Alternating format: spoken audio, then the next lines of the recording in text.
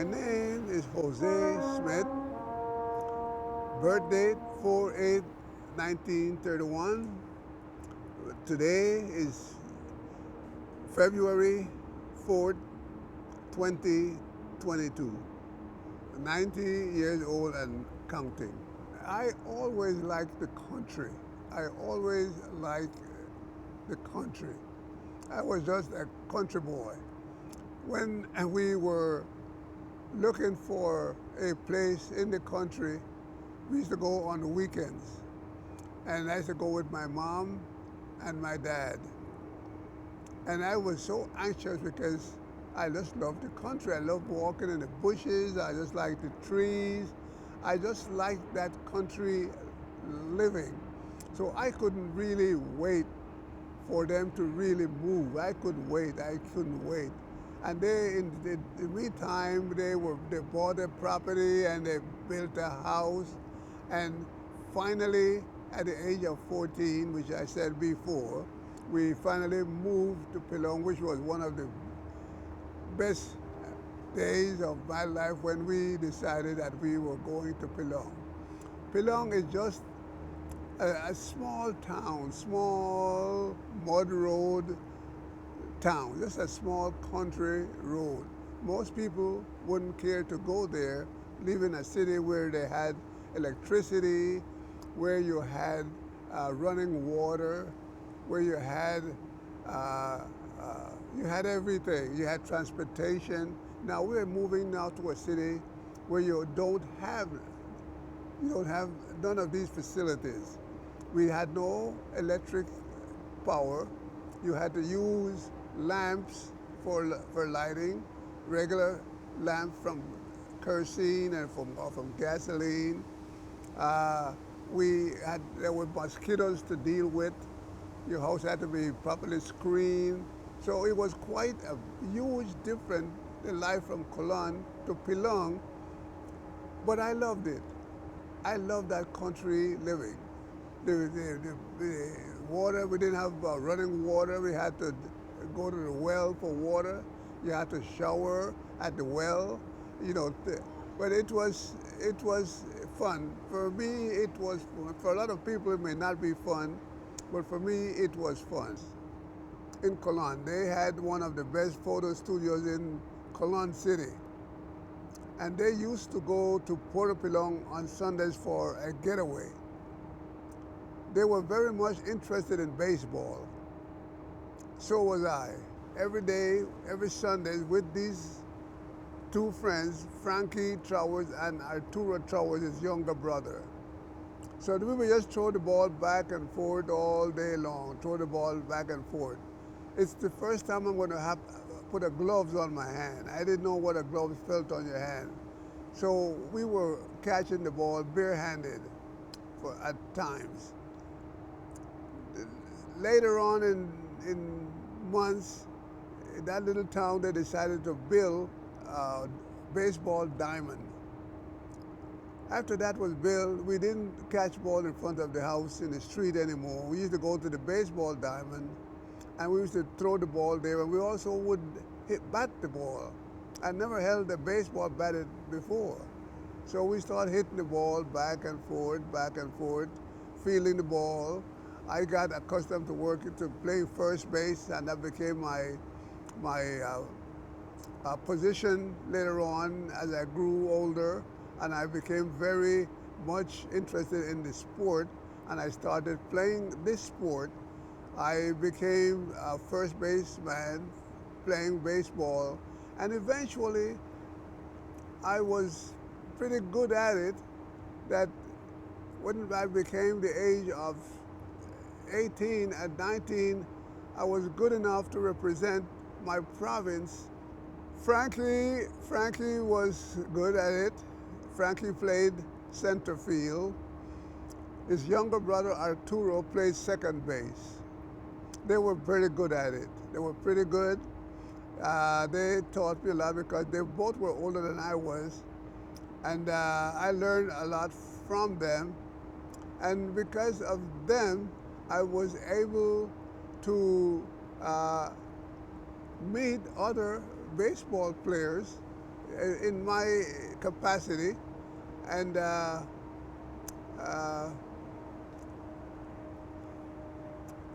I became more attached to the baseball. And now Frankie and Arturo, through the years, we became so close that we were almost just family.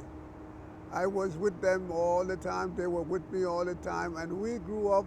We grew up like a family, like one family, up through the years. And Frankie was always my best friend. So was Arturo, and uh,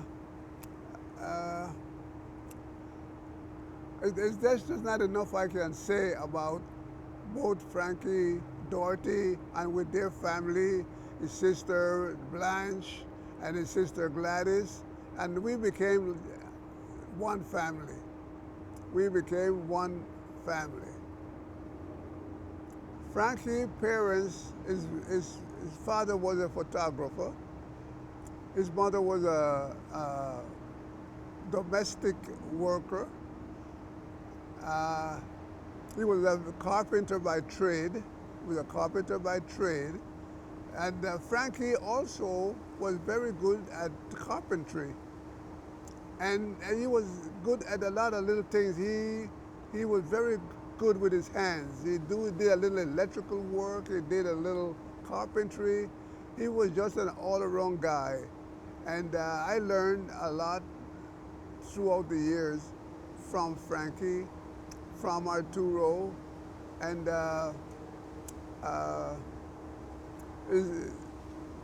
we parted when they came to the United States. I miss them dearly, but we rejoined again when I came to the United States, and we just renew our friendship, renew the life that we had in Panama.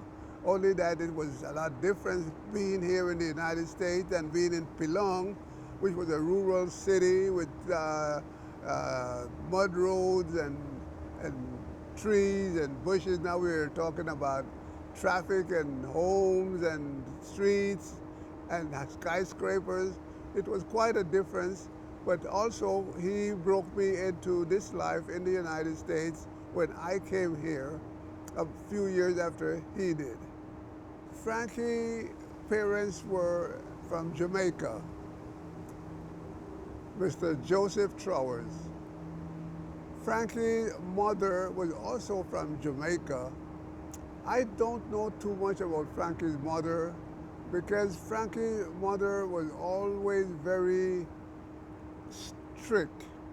So really cannot tell you a whole lot about his mother, but I can tell you about his father. His father was a very nice man. His father used to tell me all the time, he always coaching me and tell me what I should do to be a respectable young man, and what I should do and how I should try to enjoy my life at the time, how important education was, and I should always remember those times and enjoy those moments because it's only one time you're going to go past this road.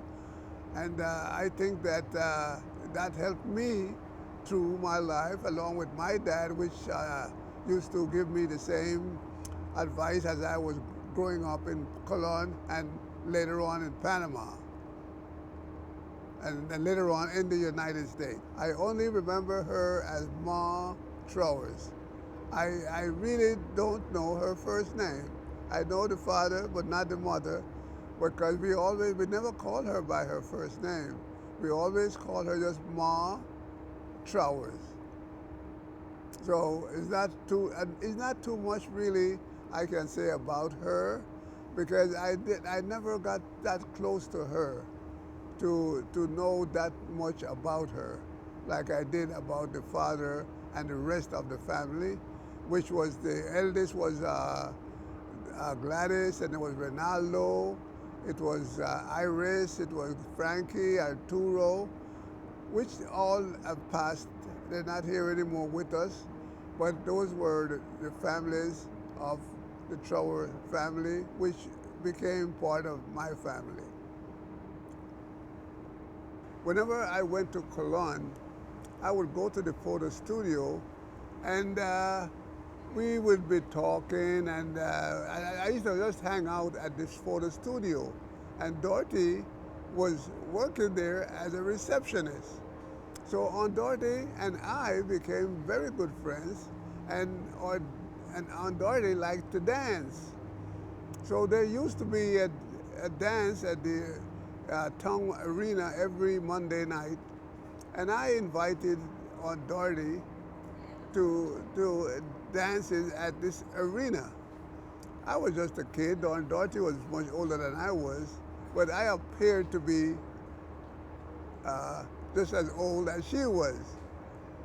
So we used to go to dances every Monday night, and we did that for quite a while, and that that wore off. Then Uncle Frankie, being her boss, being her boss, they started going out together. They became girlfriend and boyfriends, and eventually they got married. They got married, and they had two beautiful children, Roberto and Patsy. Aunt Dorothy became a part of the family. So was her part of the family too. Her brother Roy, and I became very, very close friends. Even though he was much older than I was, we became very close friends. And it so happened that I was fortunate enough that I owned my own car at a very early age when most people could not did not have the means to own a car. So whenever they wanted to go anywhere, they used to always look for me to take them where they wanted to go. So I became very close to Roy and to Wilfred, that was Aunt Dorothy's two brothers. So was her sister, older sister Lucille. And later on, she got married and she had two beautiful daughters, Dorothy and I don't remember her sister's name right, Diana.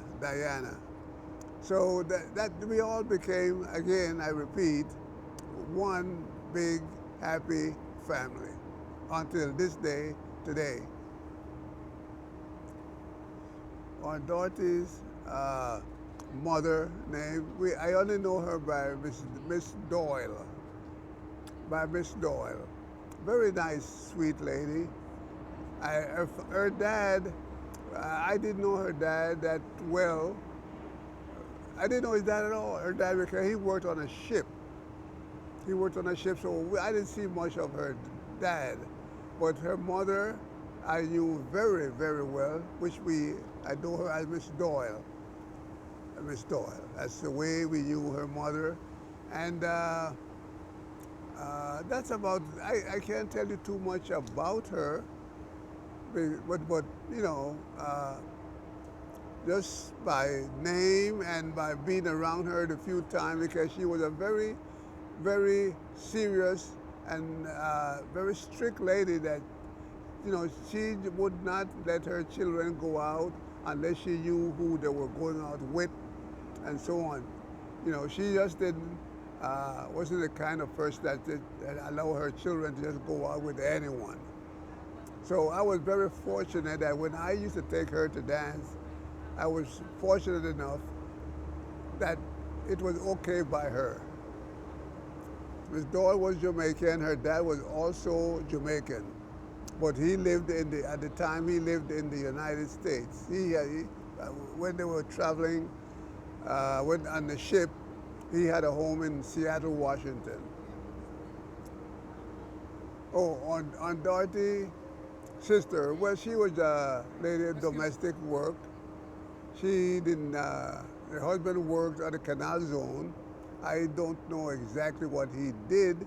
Apparently he did work in some office at the Canal Zone. So I don't really know him all that well, more than that. And the girls, well, they went to school on the Canal Zone, and then in the Republic of Panama, because in Panama we had this canal zone and we had Republic of Panama. People that worked on the canal zone would go to school on the canal zone, and those who lived and worked in the Republic of Panama went to school in the Republic of Panama. That's why today we have a lot of Panamanians, people who were born and grew up in Panama that don't speak the language of Panama because they grew up on the canal zone. So then they have others that don't know much English because they grew up in the Republic of Panama, like myself. My parents are from, my mother's from Nicaragua, Bluefields, Nicaragua. Uh, Before that, they were from the Cayman Islands. And in Bluefields, they spoke Spanish and English because it's a Latin country.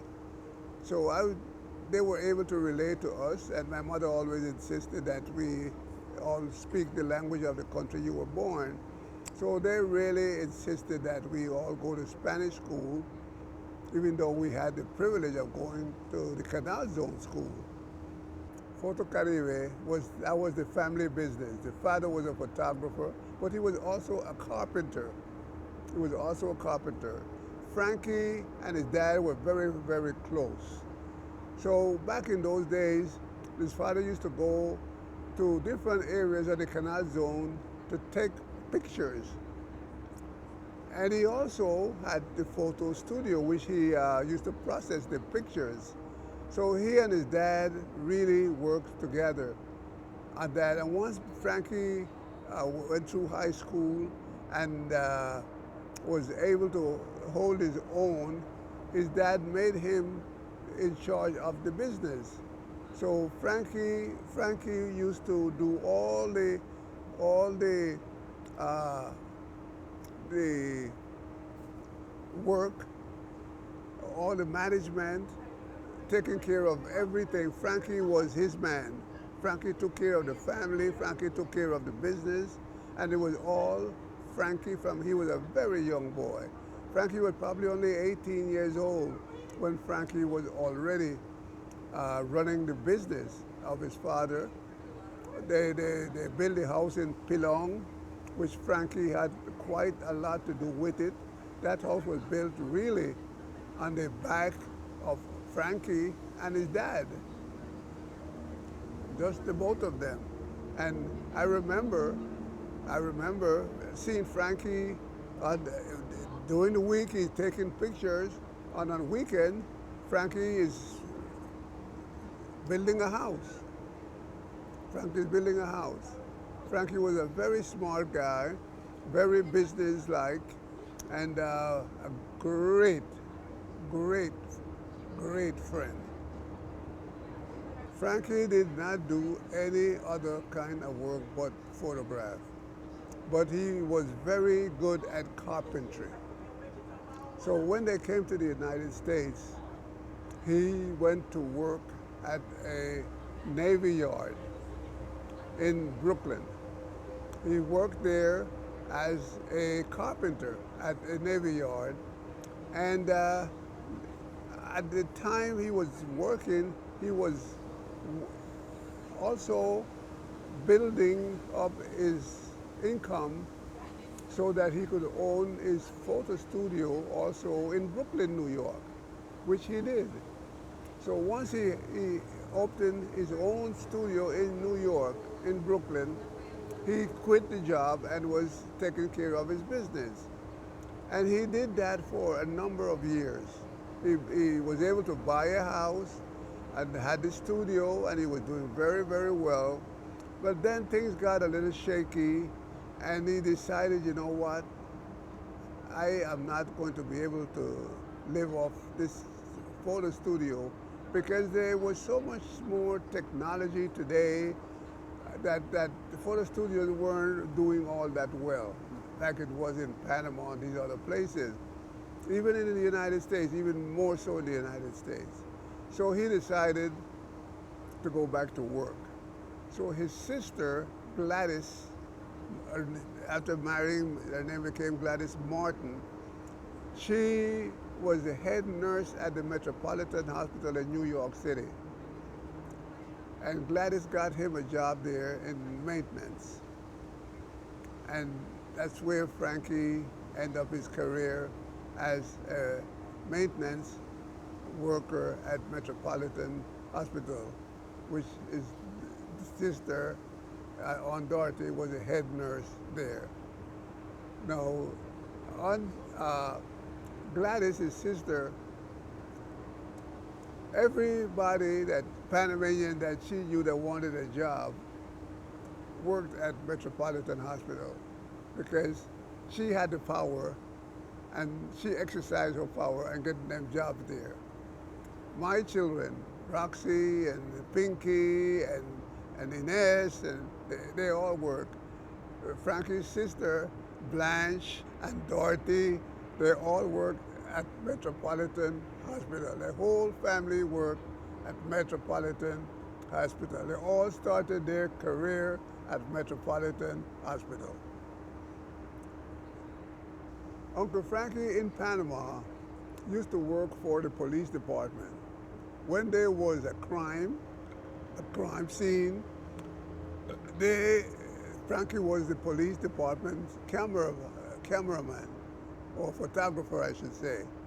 So when he had to go on these jobs to take a picture of a person that was shot or anything like that, I used to go with him.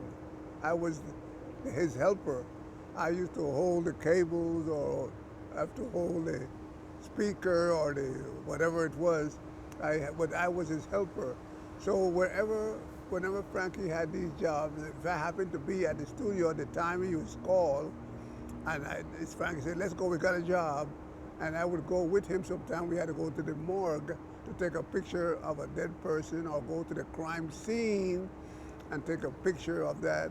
Or if there was a graduation, I used to go with him to do that. So I was Frankie's right-hand man when he had to go on the road to taking pictures.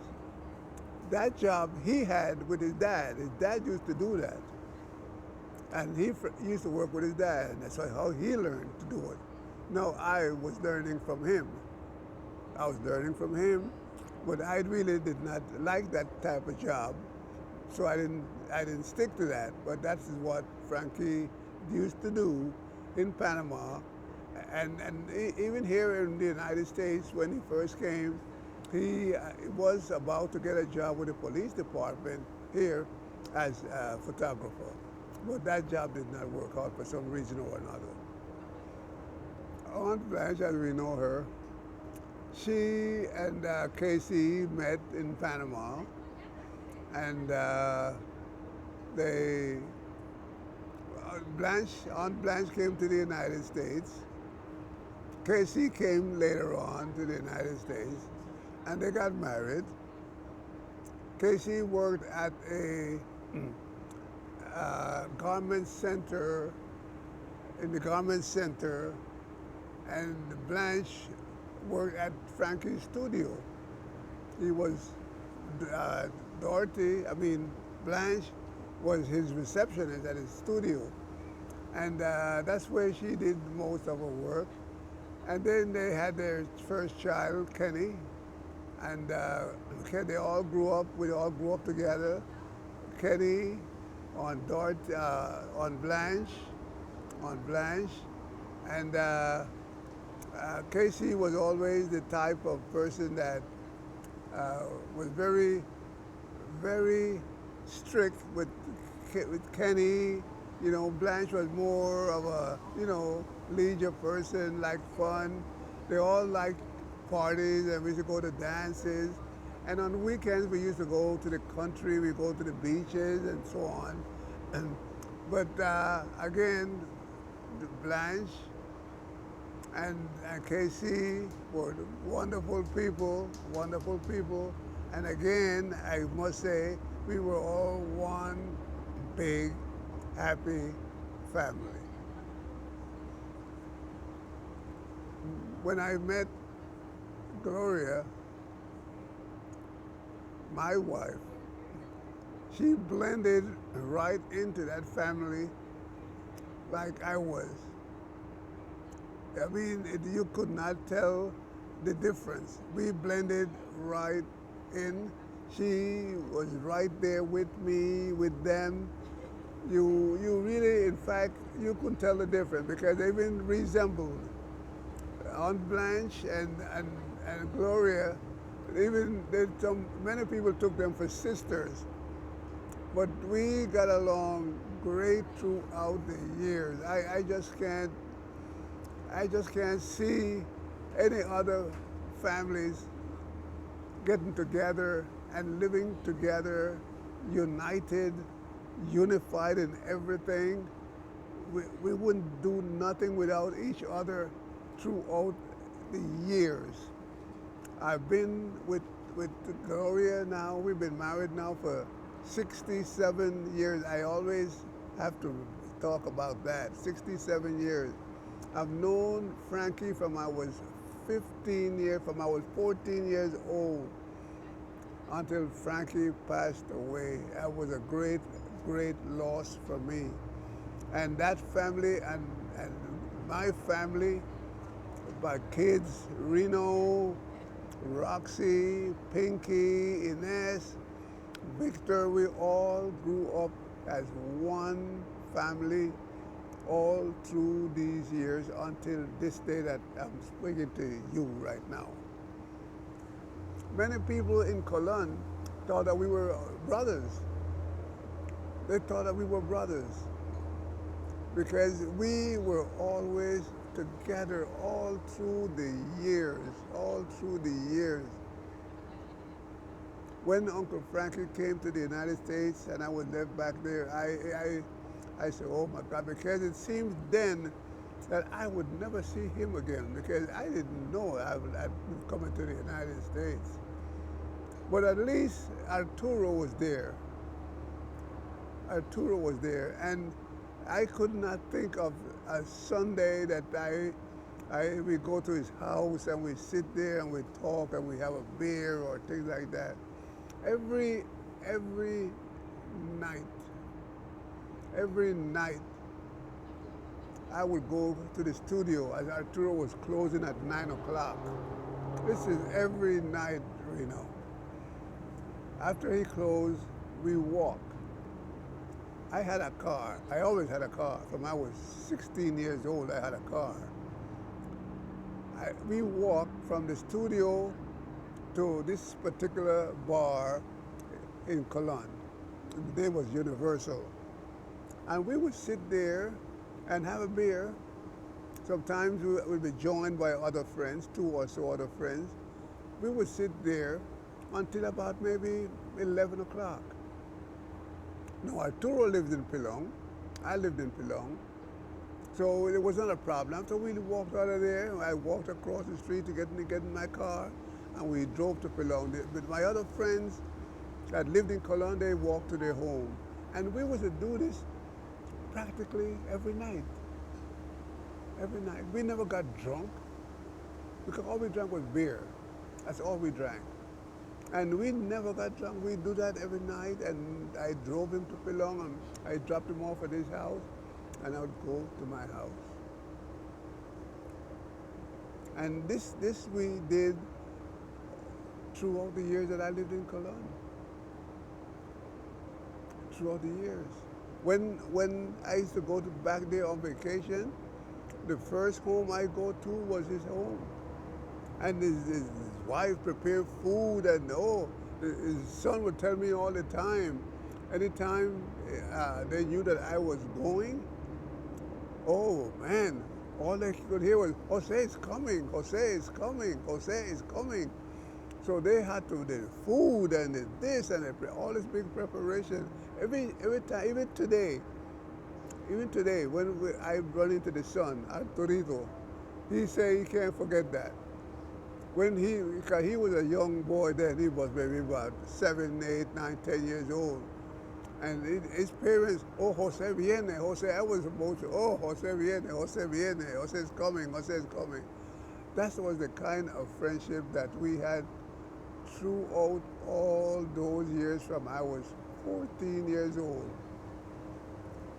14 years old. Now they're all gone. They're all gone. They're all Arturo, Frankie, Blanche, Gladys, Iris. They're all gone. Ronaldo, they're all gone.